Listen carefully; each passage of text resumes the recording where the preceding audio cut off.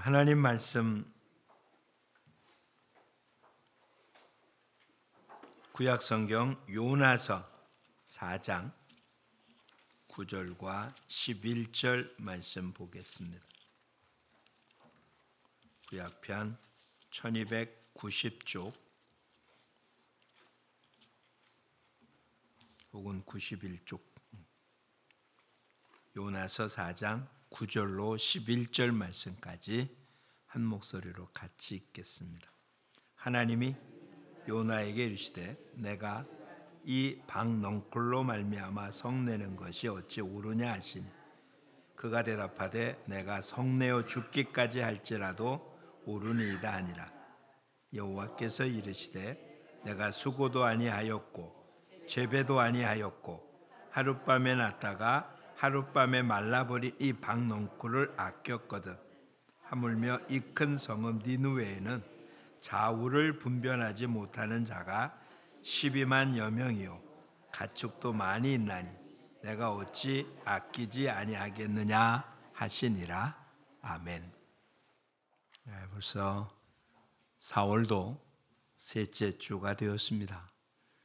이젠 추위가 지나고 봄이라기보다 곧 따뜻하고 덥다라고 느껴지는 모습이 되겠죠. 세월이 참 빠르다는 생각은 들게 됩니다. 시간은 그냥 흘려보내면 되는 일이 아니라 우리한테 주어진 시간 안에 우리가 맺어야 할 열매들은 맺어야 되어집니다. 무화과나무 열매를 저주의 모습에 통해서 잎만 무성하고 열매 없는 나무를 주님은 뿌리채 말라 죽게 했습니다. 열매 없는 나무는 뽑아 버려지고 열매 있는 나무는 더 많이 맺힌다고. 어느 날 갑자기 열매가 맺혀지는 게 아니라 주어진 시간 속에 최선을 다하는 삶이 열매가 맺어져 가는 것이지, 가만히 있다가 어느 때가 되면, 즉 가을이 되면 열매가 맺혀지는 게 아니고 봄에 꽃이 펴야 되고 여름에 그것을 견뎌야 되고 그런 뒤에 그것이 열매로 나타나게 되는 거잖아요. 결코 시간을 흘려보내는 게 아니라 흘러가는 시간 속에서 꽃 피고 열매 맺고 익어가고, 또 그것을 그렇게 하지 못하는 여러 외적인 조건들, 풍랑을 이기고 바람을 이기고 질병이나 혹은 여러 해충들로부터 자신을 잘 지켜서 정말 멋있는, 맛있는, 귀한 열매로 그렇게 돼야 될 겁니다. 결코 하루하루가 낭비되지 않도록 시간이 빠르다라고 여길 게 아니라 주어진 시간에 최선을 다했다, 그런 하루하루를 사는 우리 모두가 되기를 축복합니다.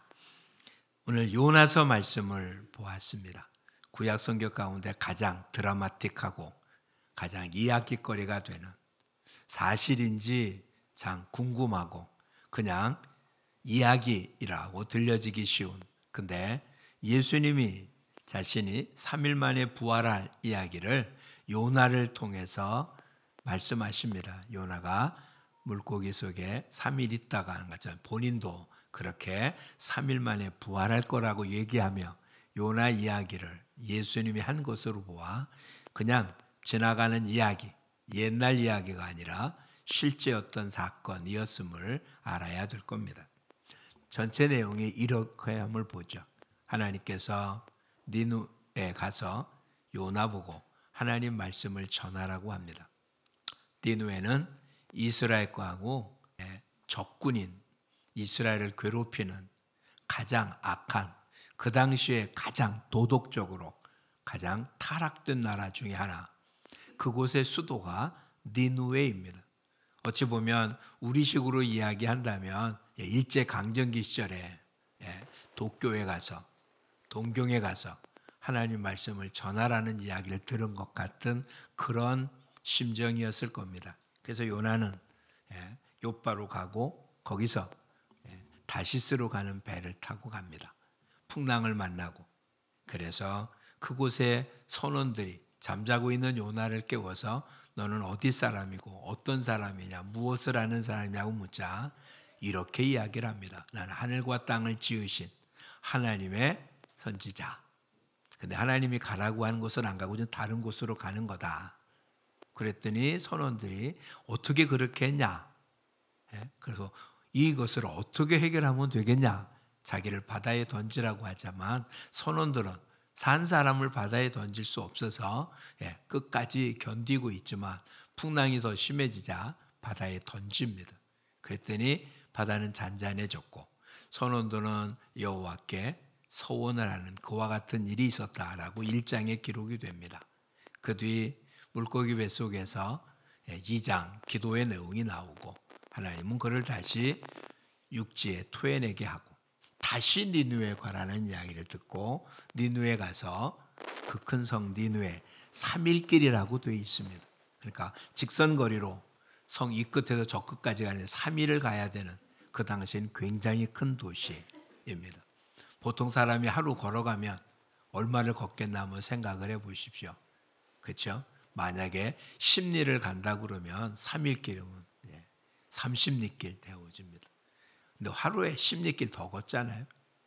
그러고 나면 니느웨라는 성이 얼마나 큰 성인지 알 수 있는데, 근데 하루도 못 돼서 그 이야기를 들은 니느웨 사람들이 회개하기 시작하고 그 말을 들은 니느웨 성의 임금조차도 공포를 합니다. 짐승들조차도 먹지 말고 금식하고 기도하라. 그랬더니 하나님께서 그에게 내리는 심판을 내리지 않습니다. 근데 심판을 내리기 전 요나는 이 말을 한 뒤에 과연 어떻게 되나 니느웨 성이 보이는 동산에 올라가서 지켜보고 있습니다.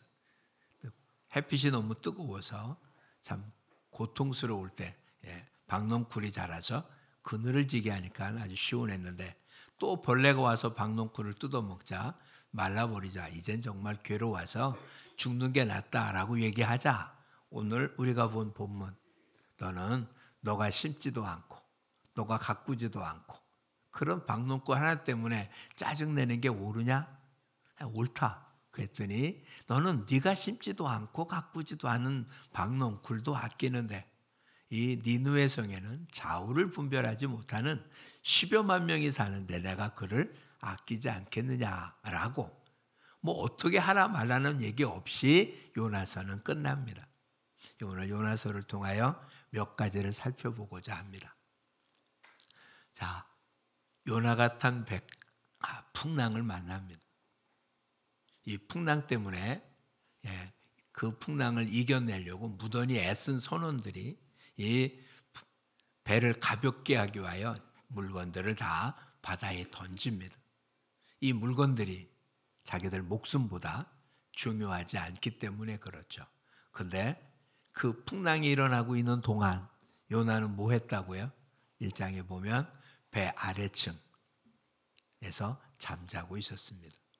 아니 배 탄 모든 사람들이 죽겠다고 난리치고 있고 얼마나 풍랑이 심했는지 선원들이 놀란 거기에 타고 있는 사람이 아니라 배를 모는 선원들이 죽겠다고 할 정도면 굉장히 큰 풍랑일 겁니다. 그런데도 요나는 배 밑창에서 잠자고 있었습니다. 오늘 우리가 살고 있는 사회는 어떻습니까? 우리는 매일 아침에 눈 뜨고 일어난 하루가 여지껏 경험해 보지 못한 그런 일들로 가득 차 있습니다. 어제도 놀랬는데 오늘은 더 놀랄 일. 어제 일은 일 같지도 않은. 작년에 있었던 일, 뭐 그 정도는 지금은 문제도 되지 않을 만한 그런 풍랑이 점점 심해지는. 내일은 좀 날까 생각하지만 또 자고 일어나서 눈 뜨고 들은 뉴스는 밤새 일어났던 사건들은 더 큰 풍랑이 우리 앞에 다가오고 있습니다. 그 풍랑의 원인이 지금 요나가 자기 일을 안 했기 때문이잖아요. 이 땅에 나타나는 풍랑의 대부분은 우선은 우리 각자의 죄악 때문이면 틀림이 없습니다.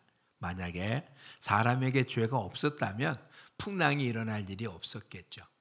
아담과 하와를 만들어서 제일 처음에 둔 에덴 동산, 아담과 하와가 죄를 지어 쫓겨나기 전까지 에덴 동산은 아무런 문제가 없는 정말 샬롬인 그냥 천국이었습니다. 그런데 죄 때문에 쫓겨난 이후에는 삶 자체가 고통인 곳이 되었고 풍랑의 정도의 차이가 있었지 범죄한 이후 인간 역사 가운데 풍랑이 일지 않았던 때는 하나도 없습니다. 불교에서는 뭐라고 얘기합니까? 사는 것 자체가 뭐라고요? 고생이라고. 인간 삶 자체가 고난, 고해라고 표현하고 있잖아요. 정확하게 보았죠.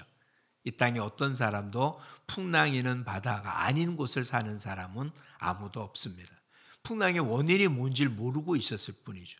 왜? 풍랑이는 바다 가운데서 태어났고 풍랑이는 바다 가운데서 수명을 다해서 죽고 또 자녀를 낳았고 그 자녀도 처음부터 마지막까지 풍랑이 있는 곳에서 있었으니까 세상은 그냥 풍랑이 있는 거다라고 여겼지만 이 땅의 풍랑은 우리의 죄 때문에 일어난 일입니다. 근데 그 풍랑의 강도가 언제 더 강해졌고 언제 더 약해졌냐 뭐 이런 정도가 있을 뿐인데 지금 요나가 탄 배 풍랑은 어찌 보면 바다에 풍랑이 일어나는 건 자연스러운 일 아니에요. 언제나 잠잠하지는 않잖아요. 풍랑의 크기가 어느 정도냐는 얘기지. 그렇죠? 가만히 있어도 조수간만의 차에 의해서 언제나 풍랑은 이런 바람이 안 불어도 풍랑은 바다는 항상 움직일 수밖에 없잖아요. 근데 지금 요나가 탄 배 풍랑은 요나의 잘못 때문이잖아요. 지금 교회가 지금 기독교가 지금 성도들의 삶의 모습에서 이 땅에 풍랑을 잠잠케 하는 삶이 아니라 오히려 풍랑을 더 키우는 모습들을 우리는 봅니다. 아니 다른 사람 얘기할 게 아니고요. 그냥 우리 각자 자신의 모습이 이 풍랑을 잔잔하게 하는 내가 거룩하니 너희도 거룩하라고 하나님의 말씀에 따라 살거나 항상 기뻐하고 범사에 감사하고 쉬지 말고 기도하는 게 하나님의 뜻이라는 걸 알면서도 실제로 그렇게 못 사니까 우리는 우리의 삶이 이 땅을 풍랑을 잔잔케 하는 게 아니라 오히려 풍랑을 점점 심하게 만드는 사람들입니다. 자, 그런 잠자는 요나를 깨워서 이 풍랑이 일어난 원인이 무엇 때문인지 묻는 선원들의 말에 요나가 뭐라고 대답했는지 보십시오. 1장 9절과 10절입니다. 같이 한번 읽어보겠습니다. 그가 대답하되 나는 히브리 사람이요 바다와 육지를 지으신 하늘의 하나님 여호와를 경외하는 자로다 하고 자기가 여호와의 얼굴을 피함인 줄을 그들에게 말하였으므로 무리가 알고 심히 두려워하여 이르되 내가 어찌하여 그렇게 행하였느냐 하니라. 자, 요나가 지금 뭐라고 말했다고요? 자기는 히브리 사람이요.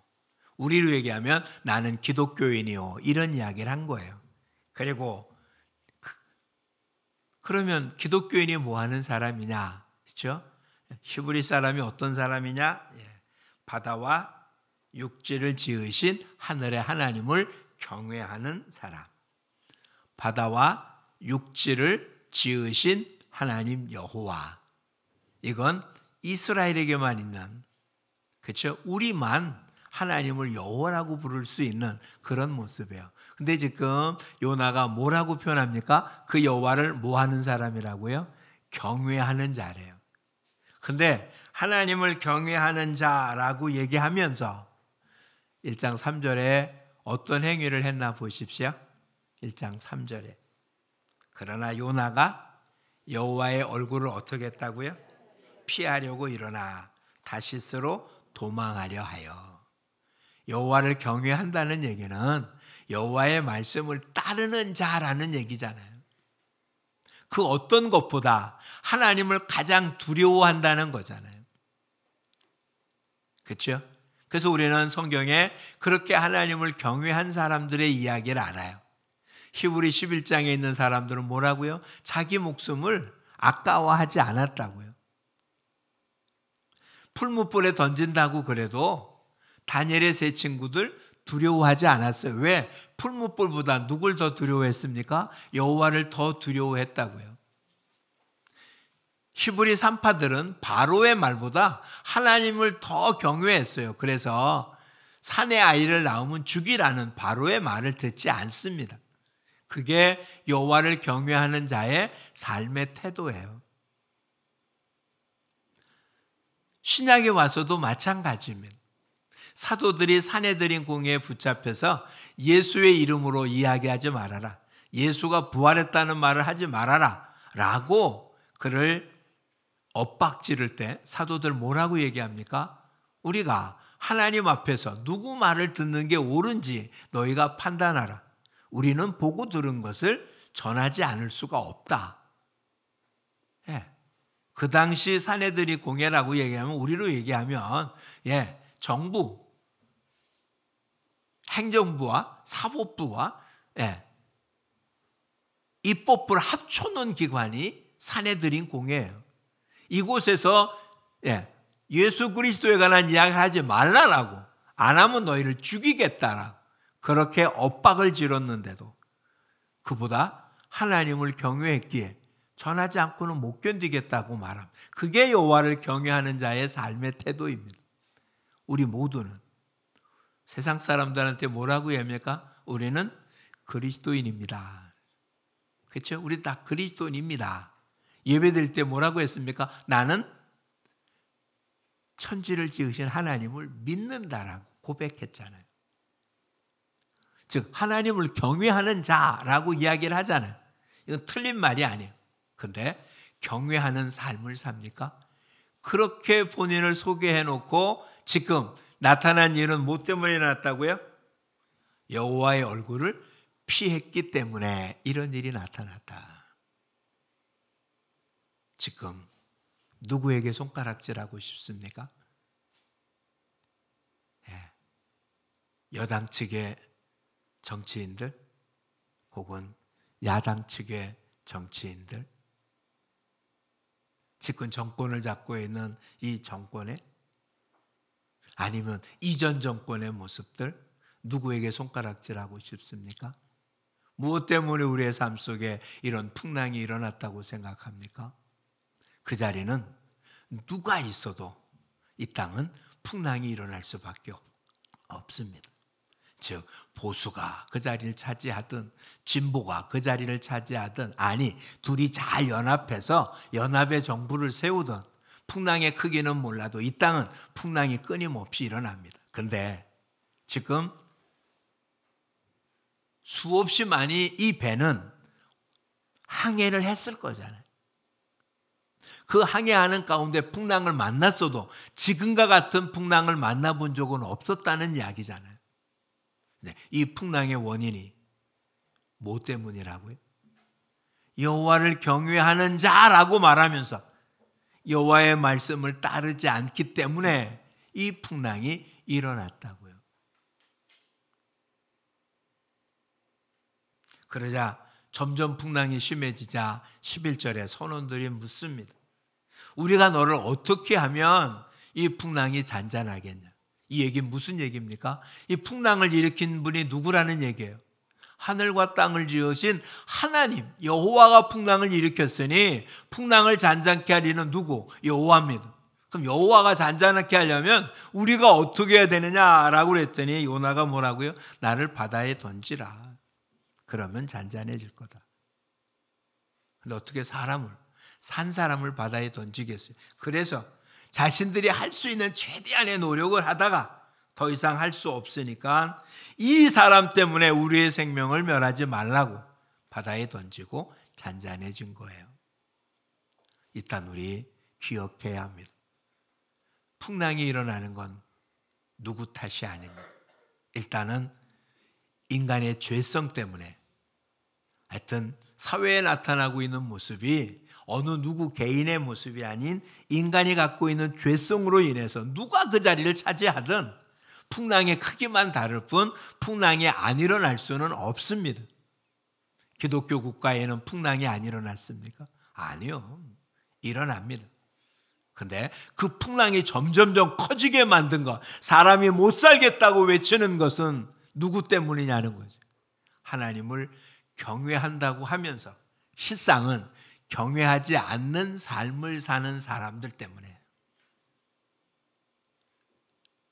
그러니 지금 우리는 신경을 많이 써야 합니다. 우리의 행동 거지가 이 땅의 풍랑을 잠잠하게 할 수도 있고 이 땅의 풍랑을 더 키울 수도 있습니다. 이 풍랑의 결과로 어떤 모습이 생겼습니까? 일단 무지무지한 경제적 손해를 보았습니다. 이 배가 실었던 짐들이 어떤 짐이었겠나 생각해. 각자 갖고 있는 짐들 요것만이겠습니까? 아니잖아요. 즉 무역하는 짐들이 있었을 거 아니에요. 그걸 다 그게 생명보다 귀하진 않으니까 이 땅에 경제적인 수없이 많은 손해 가운데 일어나는 일들의 모습 중에 하나는 우리의 경건의 삶에 문제가 있다는 사실은 분명한 것입니다. 그런데 그렇게 경제적인 손해를 보면서도 하나님이 원하시는 건 뭘까요? 그래도 그것보다 뭐가 중요하다고요? 생명이 중요하다고. 이건 누구도 압니까? 세상 사람들도 알아요. 그래서 살기 위해서 어떻게 합니까? 그러한 물질적인 손해를 보더라도 살려고 무던히 애쓰는 거잖아요. 그런데 어떻게 해야 삽니까? 요나를 바다에 던져야 되잖아요. 그래서 예수 그리스도께서 우리를 위해서 십자가에서 죽으신 것이죠. 그 일이 없으면 우리 어느 누구도 이 인생의 항로에서 살아날 자는 아무도 없습니다. 예수 그리스도가 던져짐으로 우리에게 나음을 입은 거잖아요. 이 사실을 잊으면 안 됩니다. 우리가 무엇을 했다고 풍랑이 잔잔해지는 않습니다. 풍랑이 잔잔해지는 이유는 예수 그리스도께서 풍랑의 원인을 제거했기 때문에 잠잠해지는 것입니다. 그런데 그 잠잠해진 예수 그리스도를 이 땅에 전하는 삶, 그 역할이 우리의 모습인 거죠. 자, 여기서 건진받은 요나에게 하나님 다시 니느웨로 가라고 합니다. 니느웨로 가서 외치자. 그들은 구원을 받아요. 근데 문제는 여기 있습니다. 요나는 니느웨가 구원받기를 원치 않아요. 그래서 가서 하나님 말씀을 전하라니까 한 번은 도망갔다가 죽었다 살아난 뒤에 다시 전하긴 합니다. 어떤 일이 일어날까 궁금해서 쳐다보고 있잖아요. 그런데 하나님 회개하는 저들을 심판하지 않습니다. 그랬더니 짜증난 거잖아요. 왜요? 하나님을 몰라서였을까요? 아니에요. 이런 일이 있자 요나가 이렇게 하나님께 부르짖습니다. 4장을 보시죠. 2절입니다. 같이 읽어보겠습니다.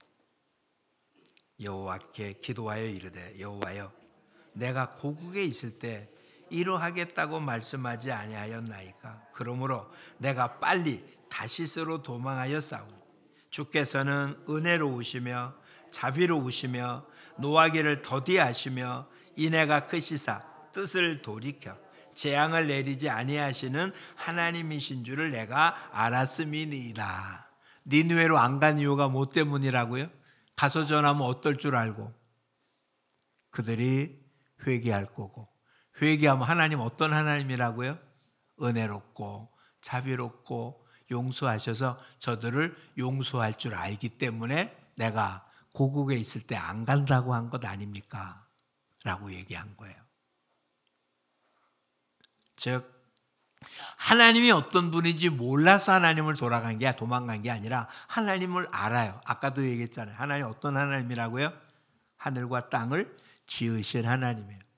그 하나님 어떤 하나님이라고요? 오늘 은혜로우시고 자비로우시고 노하기를 더디하시고 인애가 크시고 뜻을 돌이켜 재앙을 내리지 아니하시는 분. 근데 니느웨는 지금 요나는 니느웨는 뭐가 임하기를? 재앙이 임하기를 원하는. 왜? 원수니까.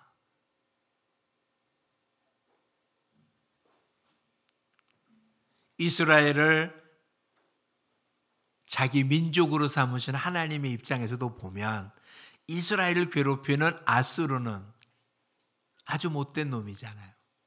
그러면 그를 멸해야 될 것 같은데 하나님 어떤 분이라고요? 은혜로우시고 자비로우셔서 뭐 하시는 분이라고요?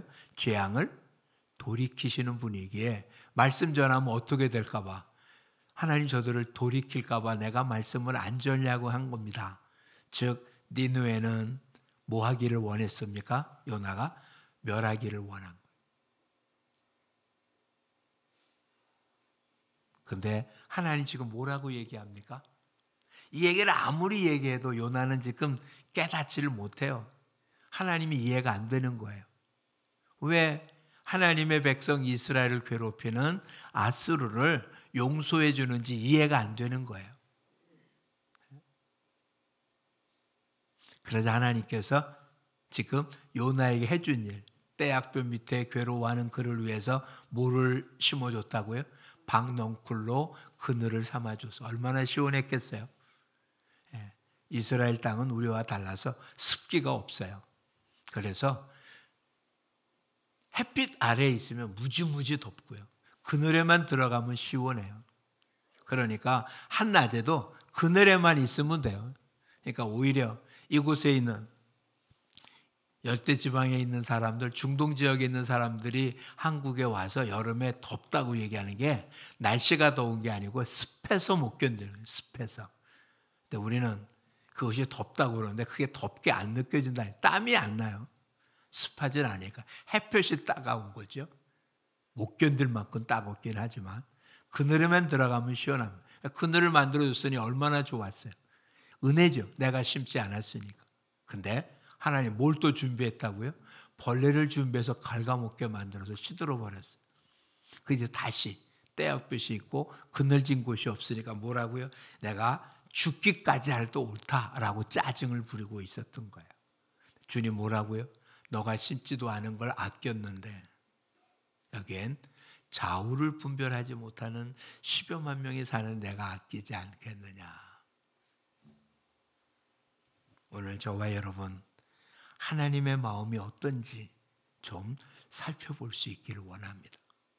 첫째는 우리를 통해서 우리의 잘못을 깨닫게 하기 위해서 무엇을 허락하신 하나님이셨습니까? 풍랑을 허락하신 하나님이에요. 만약에 풍랑이 일어나지 않았다면 요나는 하나님의 뜻을 어기는데도 아무런 문제가 없다고 생각했을 거잖아요. 풍랑이 일어나고 웬만한 풍랑이 아닙니다.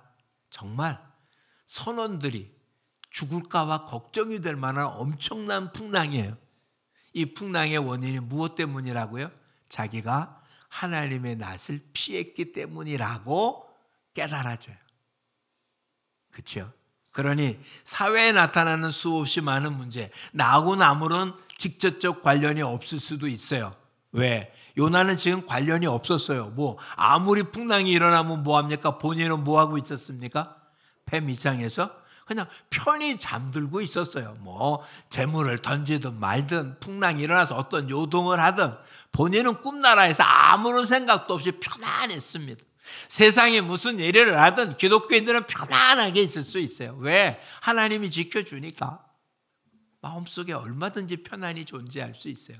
다 강 건너 불구경하듯 있을 수 있습니다. 근데 어쨌든 풍랑이 일어났잖아요. 풍랑이 일어난 이유가 풍랑이 없었다면 잠든 요나를 깨웠겠어요? 안 깨우잖아요. 즉 풍랑이 일어나지 아니하면 잠자는 기독교인이 일어나지 않습니다. 기도하지 않는다고요. 그냥 거룩한 삶 속을 돌아볼 생각 안 해요. 그냥 나한테만 문제가 없으면 된다라는 안일한 생각을 갖게 되는 거예요. 근데 그 배, 요나가 타고 있는 배 생사는 누구의 손에 달렸습니까? 그 배에 탄 요나에게 달려 있어요. 여러분의 가정은 믿음의 사람의 손에 달린 거예요.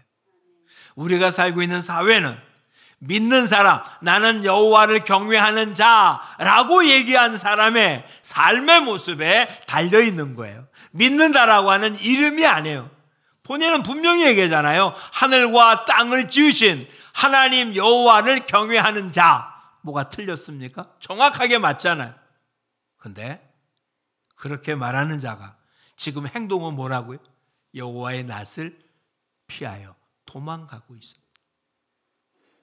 이 땅의 풍랑은 우리를 잠에서 깨우기 위함이었다는 사실이에요. 지금은 자다가 깰 때가 된 거예요. 지금은 은혜의 날이 된 거예요. 구원의 날이 된 거예요. 주님을 찾고 부르짖을 때가 된 거예요. 아니면 죽어요. 죽기 싫으니까 어떻게 했습니까? 나가 외쳤어요. 근데 외친 게 그들이 구원 얻기 위해서입니까? 그들이 구원을 얻으라고 외친 겁니까? 아니에요. 하나님 말씀에 이제는 안 외칠 수가 없어서 외쳤지만 니느웨는 뭐 하기를 원한다고요? 하나님이 그대로 멸망시키기를 원해요. 근데 안전할 수 없기 때문에 전한 거예요. 근데 하나님은 그런 마음을 갖고 전한 요나의 말을 통해서도 왕 이하 짐승에게까지 회개하며 금식하고 회개하고 부르짖게 만들고 하나님은 징계를 멈췄어요. 그랬더니 요나가 어떻게 했다고요? 죽는 게 낫겠다고 바둥거린 거예요.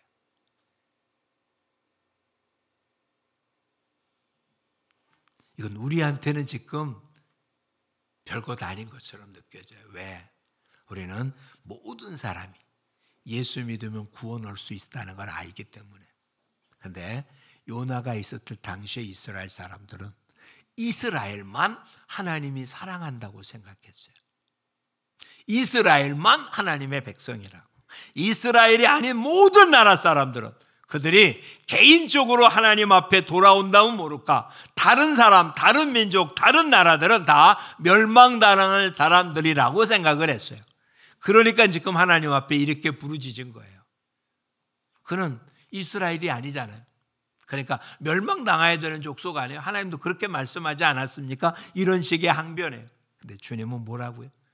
그들도 내가 아낀다, 이런 얘기잖아요. 오늘 저와 여러분, 아버지의 마음이에요. 우리가 잘 아는 누가복음 15장에는 두 아들 이야기가 나와요. 작은 아들이 뭐라고 얘기합니까? 나한테 줄 유산을 넘겨달라. 말이 안 돼요. 법적으로 아버지가 죽기 전에는 유산이 상속되지 않았어요. 이스라엘은 그보다 더 엄했거든요. 그런데 아버지 유산을 달라는 얘기는 아버지와 연을 끊겠다는 얘기예요. 자기한테는 아버지가 죽었다고 생각하겠다는 거거든요. 근데 아버지는 그렇게 해줘요. 집을 나갔고 그 돈을 다 흥청망청 쓰다가 이제 완전히 알거지가 됩니다. 먹을 것이 없을 정도가 돼요. 그냥이 아니에요. 돼지가 먹는 주열매를 줘서 마음대로 못 먹었어요. 이건 이스라엘 사람들한테는 치욕적인 거예요. 왜? 이스라엘 사람들은 죄질을 안 먹어요. 그러니까 자기가 먹지도 않는 짐승을 키워야 되는 자리까지 내려간 거예요. 근데 그 짐승이 먹는 사료조차도 먹을 수가 없을 정도로. 그래서 어떡합니까? 아버지 집으로 돌아오려고. 아들이 아니에요. 이제는 아버지와 연이 끊었잖아요. 아버지 집에는 종들도 풍성하게 먹는 연은 구려 죽겠다.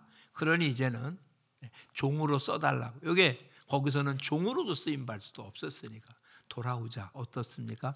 아버지는 오히려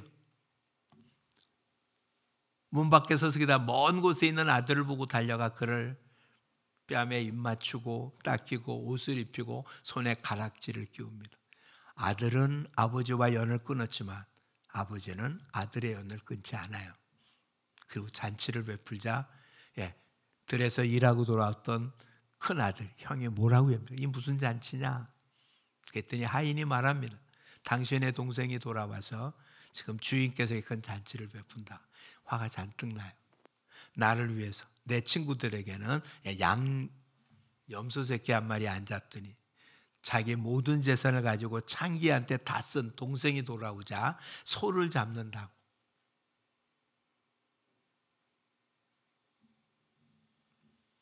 그래서 아버지가 나와서 얘기합니다. 예, 내 것은 다 네 것이 아니냐. 그렇죠? 아버지와 함께 하고 있잖아요. 지금 나머지는 아버지 셋은 다 이미 작은 아들은 상속해 나갔다면 다 큰 아들 거잖아요. 근데 그 생각을 못해요. 그냥 자기 집에서 일하는 일꾼처럼 일합니다. 근데 둘째는 죽었다 살아났다. 어찌 보면 우리는 지금 바깥에 있는 사람들이, 교회 바깥에 있는 사람들이 니느웨 사람들이 아니고요. 오히려 집 나간 아들 같은 사람들, 즉 우리 형제들이라고. 나간 지 오래돼가지고 형제인지 모를 뿐이에요. 근데 그가 돌아오면 교회에서 반갑게 맞은다고요? 아니요. 많은 교회가 새로 온다고 환영하지만 실상 왜 교회 안에 정착률이 적을까요? 못 붙어 있어요. 기존에 있는 사람들 안에 새로운 사람이 붙어 있질 못해요.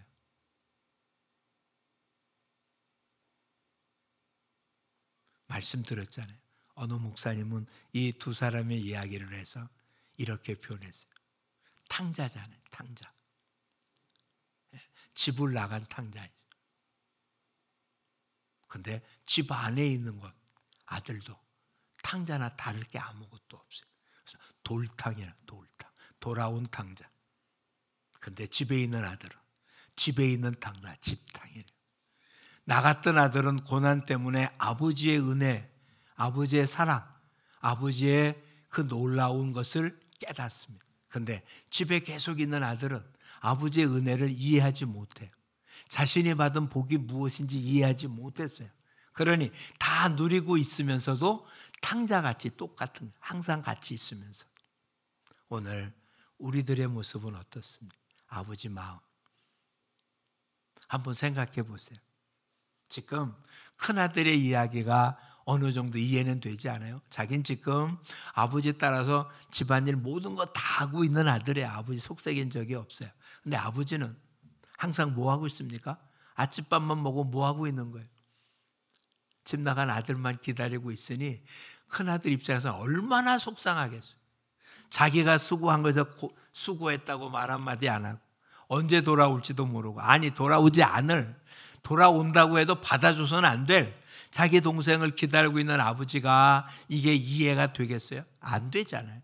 여러분은 이해가 되겠어요? 하루 이틀이면 모르지만 그 일이 반복되고 계속된다면 이해가 되겠어요? 나는 도대체 왜 집에서 수고하는지 이해가 안 되지 않겠어요? 어찌 보면 똑같은 일이 교회 안에서 벌어져요. 아이들도 어떻습니까? 아이를 낳았어요. 한 1, 2년 온갖 사랑을 다 받고 있다가 둘째가 태어났어요. 그러면 사랑의 모습이 둘째로 옮겨집니다. 그럼 큰애가 어떤다고요? 엉뚱한 짓 하죠. 자기 사랑을 뺏긴 것 같아서. 그렇잖아요. 어찌 보면 지금 교회는 그런 사랑을 뺏길까 봐 누군가가 오는 걸 걱정해요. 그냥 우리끼리만 잘하면 아무런 문제가 없지 않냐. 어느 정도 이해는 되죠. 그냥 계속 있던 사람들끼리 그냥 잘, 다른 문제가 없다면, 이 교회 구성 가운데 경제적이나 이런 것에 문제가 없다면 그냥 이대로 그냥 계속 가면. 근데 아버지 마음은 어떨까요? 우리는 이게 좋은데 아버지는 어떨까요? 아버지는 집 나간 아들이 돌아오지 않는 한 집안에서 아무리 평안해도 평안하지 않습니다. 하나님 아버지 마음이 그래요. 원수 같고, 아니 원수예요. 근데 하나님은 그런 원수인 영혼까지도 어떻게 한다고요? 아끼신다고. 근데 우리 마음, 아버지의 마음은 어떻습니까? 이렇게 한번 생각해 보세요. 누군가 하나 오긴 왔는데 굉장히 들쑥날쑥해요. 한 주 왔다가 한 2주 안 와. 또 한 번 와. 그리고 한 2, 3주 안 와. 그럼 우리는 그 사람 오나 안 오나 큰 관심 안 기울인다니까요. 또 와서는 잘난 척 엄청 해. 그리고는 또 뭐 얼마 있다 안 와. 그 또 와. 와서는 뭐 자기 얘기만 해. 그러면 우리는 안 왔으면 좋아요. 왜? 우리 분위기를 깨니까. 분명히 맞는 말이잖아요. 근데 하나를 더 생각해 보자는. 아버지 마음은 어떠냐?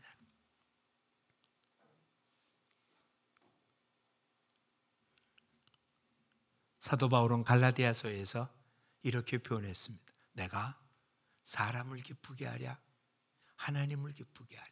내가 사람을 기쁘게 하면 그리스도의 종이 아니니라. 우리 모두 다 그리스도의 종이잖아요. 그렇다면 누구를 기쁘게 하는 자라고요? 하나님을 기쁘게 하는 자입니다. 하나님의 마음이 내 마음이 어떠해? 나는 불편한 사람이에요. 나는 귀찮은 사람이고 참 나한테 안 왔으면 좋겠는 사람이에요. 그런데 아버지 마음은 어떠냐? 아버지가 기뻐하는 사람이라면 우리도 그를 기뻐 맞아야 되지 않겠어요? 왜 주님이 우리에게 원수까지 사랑하라고 했을까요? 하나님은 그 원수도 어떻게 한다고요?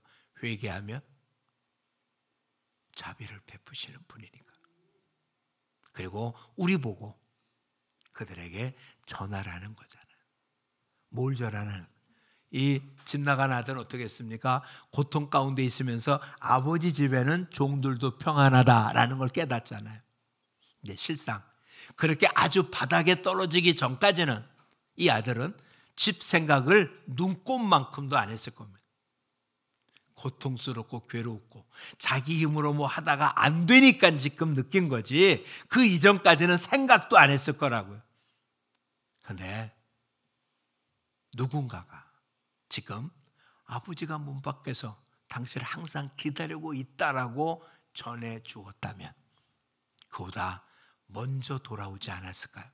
그런 아주 정말 맨 밑바닥에 떨어지기 전에 아버지께로 돌아오지 않았을까요? 그렇죠? 그게 전도인 거예요. 어찌 보면 사람이 가장 밑바닥에 떨어지면 하나님을 부르짖을 거예요. 그 하나님이 누군지 명확하게 몰라도.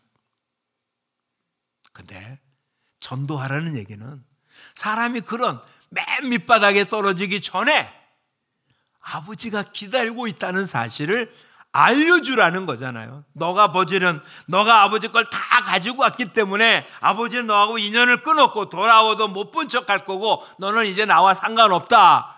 아버지는 그러지 않는다. 지금도 너를 기다리고 있다는 사실을 누군가가 알려줘야 되는 거잖아요. 성경에는 그 사람이 선지자였었어요. 이스라엘 선지자가 그런 일을 감당했던 거예요. 사도들 보고 그런 일을 하라고 한 거였어요. 그리고는 이것을 다른 사람에게 충성된 자들에게 부탁하라라고 말씀하신 거예요. 그러면 그가 또 다른 사람에게 부탁할 거라고요. 그렇게 지난 2000년 동안 계속 누군가에 의해서 전해져 왔어요. 아버지의 마음이. 저와 여러분 이 마음을 품고 움직이지 않으면 풍랑은 점점 심해집니다. 여러분 가정의 경제적, 육체적 또한 정신적 풍랑은 점점 심해질 겁니다. 우리가 살고 있는 이 사회 점점 어려워질 겁니다. 그들이 돌아올지 안 돌아올지는 몰라요. 그건 아버지가 하시는 일이잖아요. 그런데 아버지가 어떤 마음을 갖고 있는지를 알고 행동은 저와 여러분의 역할입니다. 이해를 잘 감당하는 아버지의 마음을 이해할 줄 아는 그런 자녀들이 되어서 하나님의 마음을 흡족해 하는. 성경에 다윗을 이렇게 표현해요. 여름에 있는 얼음 같다고. 무더위의 얼음처럼 시원케 하는, 아버지의 마음을 시원케 하는, 정말 열심히 일한 큰아들은 결코 아버지의 마음을 시원케 하지 못했어요. 교회에서 열심히 봉사했는데 하나님은 마음을 시원하지 못했어요. 왜? 돌아와야 할 아들이 있었기 때문에. 아니, 그 아들을 기억조차 하지 않는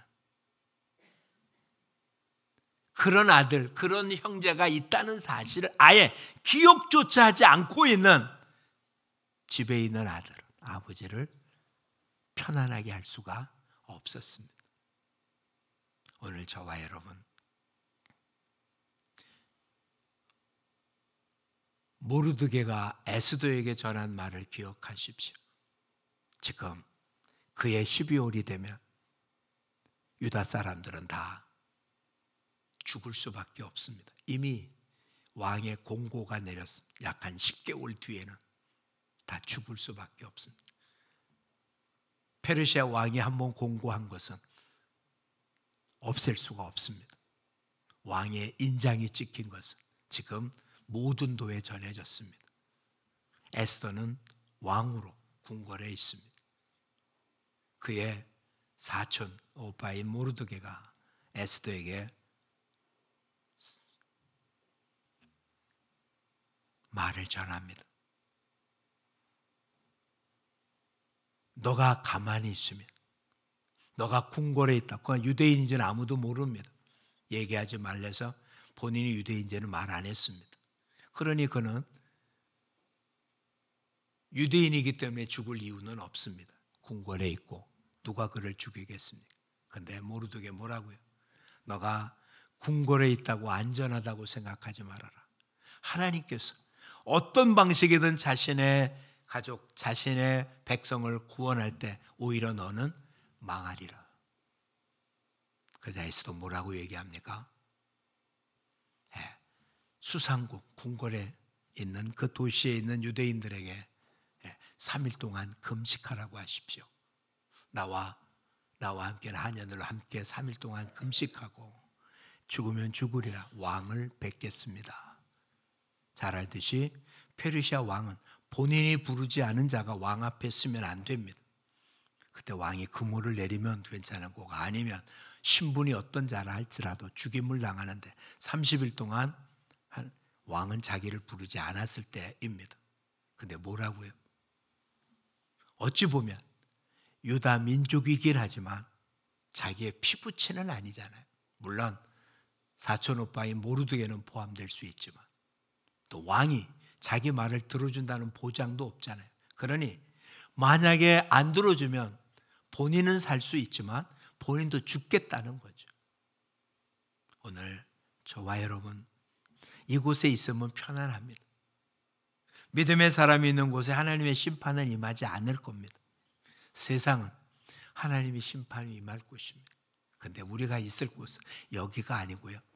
하나님의 심판이 있는 그 자리에서 하나님께 돌아오라고 외쳐야 되는 자리가 우리의 자리라는 것을 잊지 마십시오. 편안한 자리냐고요? 아니요. 자칫하면 죽을 자리입니다. 그래서 그곳에 나가는 자가 지금 뭐라고 얘기했다고요? 죽으면 죽으리라는 마음으로 나갔습니다. 근데 죽습니까? 아니요. 원수인 하만은 죽고 유다 사람들은 다 구원을 얻습니다. 오늘 저와 여러분 이제 옳은 판단을 내죠. 하나님의 마음이 어떤지, 오늘 저와 여러분을 통해서 하나님이 무엇을 원하는지, 내가 받은 은혜가 어떻게 누려야 되는지, 이 땅에 고통이 왜 일어나고 있는지, 이 고통을 잠잠하게 할 수 있는 방법은 무엇인지, 하나님의 낯을 피하면 풍랑은 점점 심하게 일어날 수밖에 없습니다. 오히려 풍랑의 한복판에서 주님의 뜻을 이루면 풍랑이 잔잔해질 뿐만 아니라 그 풍랑의 원인 자체가 없어지므로 구원의 역사가 일어나게 될 것이기 때문에 그렇습니다. 우리 모두 아버지의 마음, 하나님의 마음을 품는 자가 아니라 그 마음대로 사는 우리 모두가 되시기를 축복합니다. 기도하겠습니다.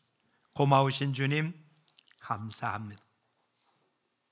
풍랑이 일어난 이유가 인간의 죄 때문이긴 하지만 거친 풍랑, 하나님의 낯을 피한 자가 있기 때문에 주님 풍랑이 일어나고 풍랑을 잠잠케 할 수 있는 방법은 예수 그리스도밖에 없음을 깨닫게 되어집니다.